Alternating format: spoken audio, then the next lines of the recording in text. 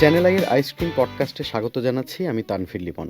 আজ কথা বলবো বাংলাদেশ কৃষি বিশ্ববিদ্যালয়ের কৃষি ব্যবসা ও বিপণন বিভাগের অধ্যাপক ডক্টর মোহাম্মদ জাহাঙ্গীর আলমের সঙ্গে। বিষয়, স্কোপাস ইন্ডেক্সড র্যাঙ্কিংয়ে বিশ্বসেরার তালিকায় উঠে এসেছে বাংলাদেশ কৃষি বিশ্ববিদ্যালয়ের 10 গবেষকের নাম। জনাব জাহাঙ্গীর আলম, আমাদেরকে সময় দেওয়ার জন্য ধন্যবাদ। স্যার, প্রথমেই যে প্রশ্নটি করতে চাই, স্কোপাস ইন্ডেক্স র্যাঙ্কিংয়ে বাংলাদেশের কৃষি বিশ্ববিদ্যালয়ের 10 জন গবেষকের নাম তালিকাভুক্ত হওয়াকে আপনি ব্যক্তিগত ও পেশাগত জীবনে কিভাবে দেখছেন? আমি প্রথমে আপনাকে ধন্যবাদ জানাচ্ছি। অত্যন্ত গুরুত্বপূর্ণ একটা বিষয়ে আপনি কথা বলছেন। সেই জায়গা প্রশ্নের প্রেক্ষিতে যদি আমি বলি, আমি বিশ্ববিদ্যালয়ের একজন প্রফেসর হিসেবে এবং বিশেষ করে বাংলাদেশ কৃষি বিশ্ববিদ্যালয়ের প্রফেসর, যেখানে আমরা ভেরি ইন্টেন্সিভলি গবেষণার কাজগুলো করে থাকি, কৃষি বা কৃষি বিষয়ে কাজগুলো করে থাকি, সেখানে ব্যক্তিগত জায়গা থেকে যদি আমি বলে থাকি, অবশ্যই প্রথম 10-এর ভিতরে এবং আমার অবস্থান তৃতীয়, যেটা গত বছরও একই অবস্থানে ছিল। আমি অত্যন্ত খুশি বা আনন্দিত এই কারণে যে আমাদের বিশ্ববিদ্যালয়ের শিক্ষক যারা আছে, আমরা আসলে ছাত্রদের পড়াশোনা, তারপরে আউটরিচ এবং নলেজ প্রোডাক্ট তৈরি করা, তার বিতরণের পাশাপাশি আমাদের এই প্রকাশনার কাজগুলো করতে হয় এবং যেটা নিয়েই আসলে আন্তর্জাতিকভাবে বিশ্ববিদ্যালয়গুলো এগিয়ে যায়। এই স্কোপাস ইন্ডেক্সের যে প্রকাশনাগুলো বের হয়, তার উপরেই আসলে প্রায় 50%-এর উপরে ওয়েট দেওয়া হয় যখন আন্তর্জাতিকভাবে র্যাঙ্কিং করা হয়। তো সেই জায়গাতে আমি ব্যক্তিগতভাবে সামান্য কন্ট্রিবিউট যদি করতে পারি, সেক্ষেত্রে অবশ্যই আমি আনন্দিত। এবং আমি আমার যদি পেশার দিক থেকে সেটা বলে থাকি, তাহলে অবশ্যই আমি যেটা বলছিলাম যে ছাত্রদের পড়ানো, ছাত্রদেরকে সুপারভিশন করার পাশাপাশি আমাদের এই কাজগুলো করতে হয়। এবং এই কাজে এমন নয় যে পুরো কাজগুলো আমি একা করি, আমাদের টিম থাকে। সেখানে আমাদের ছাত্ররা যারা এমএসসি স্টুডেন্ট আছে, যারা পিএইচডি আছে, পোস্টডক আছে, আমাদের দেশি বিদেশি কোলাবোরেটরস আছেন, আমাদের ডোনার্স আছেন, সকলের সম্মিলিত প্রচেষ্টা, সকলের সম্মিলিত কন্ট্রিবিউশনের মাধ্যমেই কিন্তু আমরা এই কাজগুলো করে থাকি। তো সেই জায়গা থেকে আমি তাদেরকেও ধন্যবাদ জানাচ্ছি এবং কৃতজ্ঞতা জানাচ্ছি এই সকল প্রক্রিয়ার ভিতরে সবার অংশগ্রহণ। আপনার গবেষণার মূল ফোকাস কোথায় ছিল বা কোন বিষয়ের উপর ছিল? এটা দেখতে পাচ্ছেন যে এটা 2026-এ যেটা প্রকাশিত হয়েছে, প্রতি বছরই যেটা হয় যে তার বিগত বছর এক বছরের উপর ভিত্তি করে স্কোপাস সেটা তারা করে থাকেন। তো সেই জায়গাতে আমি কৃষি অর্থনীতিবিদ। তো আমার কাজের যে পেরিফেরিটা হচ্ছে কৃষি অর্থনীতি বিষয়ে। তবে আমি নিকট অতীতে বা বিশেষ করে গত বছরের আমার কাজের বড় ফোকাস ছিল আমাদের গ্রামীণ রূপান্তর, বা যেটাকে আমরা রুরাল ট্রান্সফরমেশন বলি, সেটার ভিতরে আমাদের কৃষি রূপান্তর বা এগ্রিকালচারাল ট্রান্সফরমেশন। তার পাশাপাশি আমি যে কাজগুলো অনেকটাই করেছি, যে ক্লাইমেট চেঞ্জ বিষয়টা আছে আমাদের, তারপরে ভ্যালু চেইন, এবং সেখানে তার সাথে কিছু লেয়ারিং করা, যে তার মাধ্যমে নিউট্রিশনাল যে ইমপ্যাক্ট গুলো তৈরি হয়, সেই জায়গাতে আমি কাজ করেছি। এবং যদি আমি একেবারে বিশেষভাবে বলতে চাই, 2024-2025 এই সময়টাতে আমি এবং কৃষি রূপান্তর নিয়ে কাজের ফোকাসটা খুবই বেশি ছিল। ধন্যবাদ আপনাকে। স্যার, স্কোপাস ইন্ডেক্সড জার্নালে গবেষণা প্রকাশ করতে গিয়ে সবচেয়ে বড় চ্যালেঞ্জ কি ছিল মানে আপনাদের জন্য? আমাদের জন্য চ্যালেঞ্জ হচ্ছে, যেটা আপনারা দেখেছেন এই লেখাগুলো থেকে, যে এটা একমাত্র আন্তর্জাতিকভাবে স্বীকৃত যেখানে সায়েন্স গুলো আসলে প্রকাশিত করা হয়ে থাকে, এবং তার মাধ্যমেই হচ্ছে আন্তর্জাতিকভাবে যারা গবেষক, তারা ইন্ডিভিজুয়াল লেভেলে অথবা প্রাতিষ্ঠানিক লেভেলে তাদের র্যাঙ্কিং গুলো পেয়ে থাকে, তার মাধ্যমে আপনার র্যাঙ্কিং গুলো আগায়। তা সেই ক্ষেত্রে প্রথম যেই অত্যন্ত চ্যালেঞ্জিং যে কাজটা হয়, যে অত্যন্ত হাই কোয়ালিটি যদি মেনটেন না করা যায়, তাহলে কিন্তু সেটা কখনোই পাবলিশ করা যায় না ভালো ওয়ার্ক। এবং সেটা একটা প্রক্রিয়ার মাধ্যমে আসলেই পাবলিশ করতে হয়। এটা জমা দেওয়া থেকে শুরু করে যারা ব্লাইন্ড রিভিউয়ার্স যারা আছে, সেটা তারা রিভিউ করে।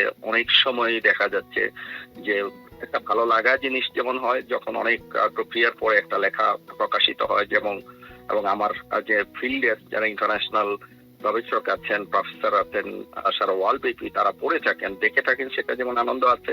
আবার অনেক দীর্ঘ প্রক্রিয়া, অনেক কষ্ট করার পরে অনেক সময় যখন রিজেকশন হয়ে যায়, যেটা তখন সেটা আবার খারাপ লাগার বিষয় আছে। সো এই জায়গাটাতে যারা বিশেষ করে গবেষক তাদের দু ধরনের অনুভূতি কাজ করে। তবে সেই ক্ষেত্রে যখন একটা গবেষণা কেন এটা রিজেকশন হলো সেই জায়গায় আমরা আসলে কমেন্টস পেয়ে থাকি। সেটাকে আবার অ্যাড্রেস করা হয়, নতুন করে আমাদের হয়তো এক্সপেরিমেন্ট গুলো করতে হয় সেটা অ্যাড্রেস করা।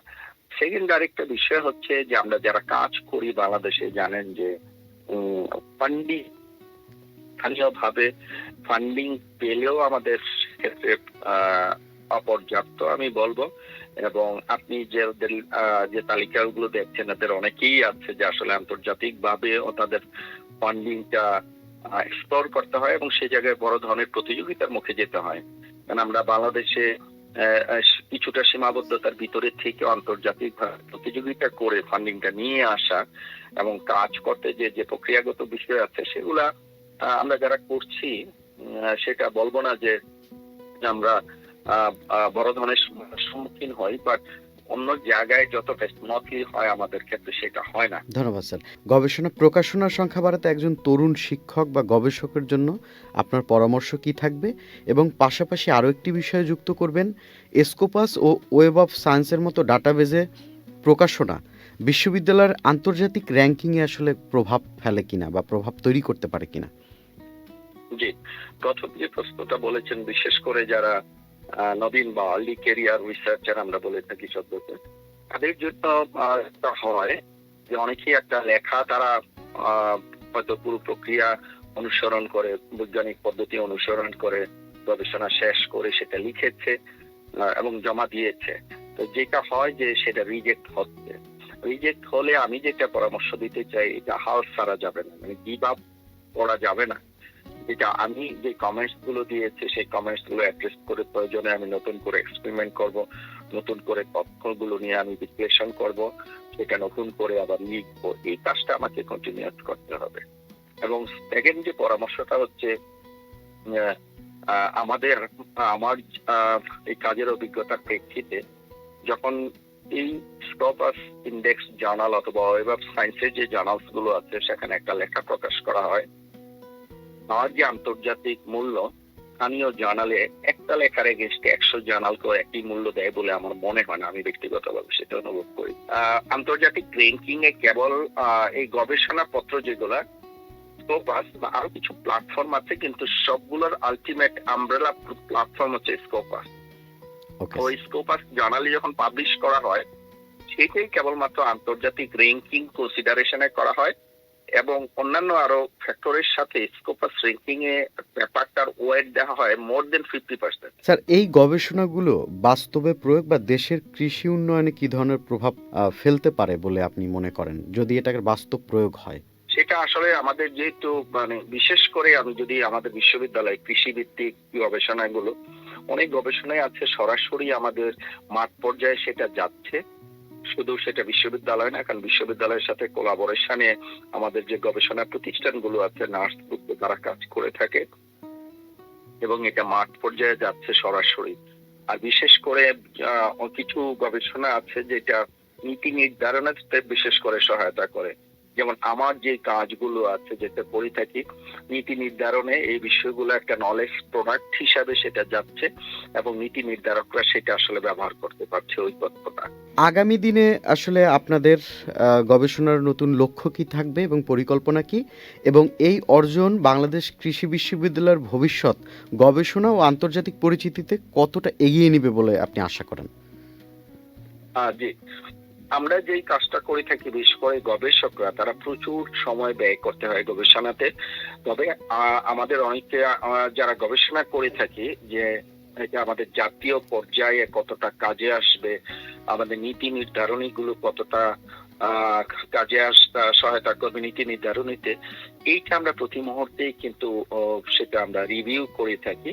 আমরা ব্যক্তিগত পর্যায়ে, আমরা প্রাতিষ্ঠানিক পর্যায়ে, যেমন আমাদের এখানে যে এনটিটি গুলো আছে যারা গবেষণাগুলো কে আপনার ম্যানেজমেন্টের কাজগুলো করে থাকে, আমাদের তারা কিন্তু প্রত্যেক বছরই হচ্ছে গবেষণা প্রায়োরিটি একটা অংশ আছে। সেই গবেষণা প্রায়োরিটি গুলো কিন্তু সকল শিক্ষক, গবেষক এবং বাইরের স্টেক হোল্ডারদের নিয়েই আমরা আইডেন্টিফাই করে থাকি এবং তার উপর ভিত্তি করেই আমাদের কাজের ফোকাস গুলো করা হয়। এই কারণে যাতে করে এই গবেষণাগুলোর মাধ্যমে দেশ এবং জাতি উপকৃত হতে পারে। যেহেতু স্কোপ আছে এটা আন্তর্জাতিক, তার মানে হচ্ছে এটা যখন দেখছে এই গবেষকগুলো কারা, তারা সেটা বাংলাদেশ কৃষি বিশ্ববিদ্যালয়, বাংলাদেশ এবং বাংলাদেশ কৃষি বিশ্ববিদ্যালয় দেশ হিসেবে আমরা বাংলাদেশকে রিপ্রেজেন্ট করাচ্ছি, বিশ্ববিদ্যালয় হিসেবে বাংলাদেশ কৃষি বিশ্ববিদ্যালয়কে রিপ্রেজেন্ট করাচ্ছি।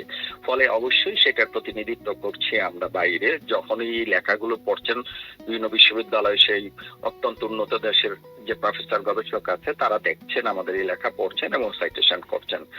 এবং আমাদের দিক থেকে যে কন্ট্রিবিউশনের কথা যদি বলে থাকি, আমি এটা সবসময় বলি এবং আমি সেই ক্রেডিটটা আমরা বাংলাদেশ কৃষি বিশ্ববিদ্যালয় এবং এই বিশ্ববিদ্যালয় থেকে যারা পড়াশোনা করেছেন, অ্যালামনাই আছে, সেই ক্রেডিটটা আমরা নিতে চাই। আমাদেরকে অনেক সেই ক্রেডিটটাও দিয়ে থাকে। কৃষির যে পরিবর্তনটা হয়েছে আমাদের কৃষক ভাই বোনদের সাথে আমাদের বাংলাদেশ কৃষি বিশ্ববিদ্যালয়ের সকল স্টেক হোল্ডার তার অংশীদার, এবং আপনারা নিজেরা দেখেছেন যে অন্যান্য খাতের মতো কৃষি খাত ব্যাপক পরিবর্তন হয়েছে। এবং তার একটা উদাহরণ বা একটা তথ্য এইভাবে দিতে চাই যে 1971-এ যখন আমাদের দেশ স্বাধীন হয়, আমাদের দেশ, তখন এই দেশ আসলে খাদ্যে কিন্তু আমরা যেটা বলি ইম্পোর্ট ডিপেন্ডেন্ট ছিল, খাদ্যের সংরক্ষণে ছিল না। এখন কিন্তু আমাদের জনসংখ্যা তার চেয়ে দ্বিগুণেরও বেশি হয়েছে, কিন্তু সেটা কিন্তু এই কৃষি মোটামুটি কিন্তু অনেক অনেক সাবসেক্টরসই আছে বা কমোডিটি আছে, সেটা আমরা অলমোস্ট সেলফ সাফিসিয়েন্ট। তো এইটা শুরুটা করেছি কিন্তু এই বাংলাদেশ কৃষি বিশ্ববিদ্যালয়। এখন আরো অন্যান্য কৃষি বিশ্ববিদ্যালয় আছেন, ওনারাও কন্ট্রিবিউট করছেন একইভাবে। কিন্তু যেহেতু আমাদের জন্মটা 1961 সালে এই কৃষি বিশ্ববিদ্যালয়, এবং এই আমরা যেটা বলছি আমাদের যে প্রোডাক্ট, যারা অ্যালামনাই ওনারাই মাঠে ঘাটে কাজ করছেন, আমরা কাজ করছি সবাই হাত মিলিয়ে। আমরা সেই জায়গাতে একটা বড় ধরনের পরিবর্তন আমরা করেছি, কিন্তু তা শেষ নয়।